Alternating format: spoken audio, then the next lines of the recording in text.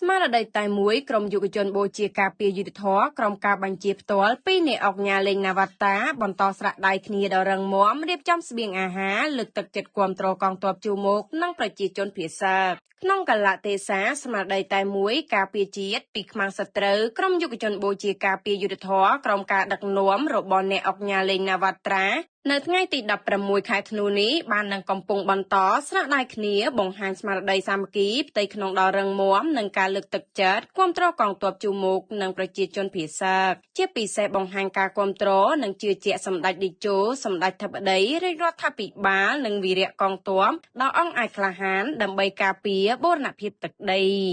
ចាប់តាំងពីមានការវាយប្រហារឈ្លានពានជាថ្មីពីសំណាក់យោធាថៃអ្នកអង្គការលេងណាវត្រាប្រធានសហព័ន្ធយុវជនបូជាការពារយុត្តិធម៌បានចាត់ក្រុមការងារយុវជនទាំងនៅរាជធានីភ្នំពេញនិងកំពុងឈរជើងក្បែរសមរភូមិនាំយកអំណោយដល់ជូនវីរៈកងទ័ពជូមុខនិងជនភាសាជាបន្តបន្ទាប់ដើម្បីចូលរួមចំណែកជាមួយរាជរដ្ឋាភិបាលក្នុងការជួយសម្រាលទុក្ខលំបាកប្រជាពលរដ្ឋទឹកចិត្តរបស់ប្រជាពលរដ្ឋខ្មែរពេលនេះជាពិសេសស្មារតីសាមគ្គីភាពកាន់តែរឹងមាំរបស់ក្រុមយុវជនបានបង្ហាញឲ្យឃើញនៅកម្លាំងដ៏រឹងមាំនៃមហាសាមគ្គីជាតិខ្មែរក្នុងកលៈទេសៈដែលប្រទេសជាតិកំពុងជួបប្រទះនឹងការលំបាកដោយសារការឈ្លានពានពីប្រទេសជិតខាងនៅពេលជាតិខ្មែររួបរวมគ្នាគ្មានអំណាចណាបំបែកបាក់បានសូម្បីតែកម្លាំងយោធានិងអាវុធក៏មិនអាចឈ្នះស្មារតីសាមគ្គីជាតិបានឡើយ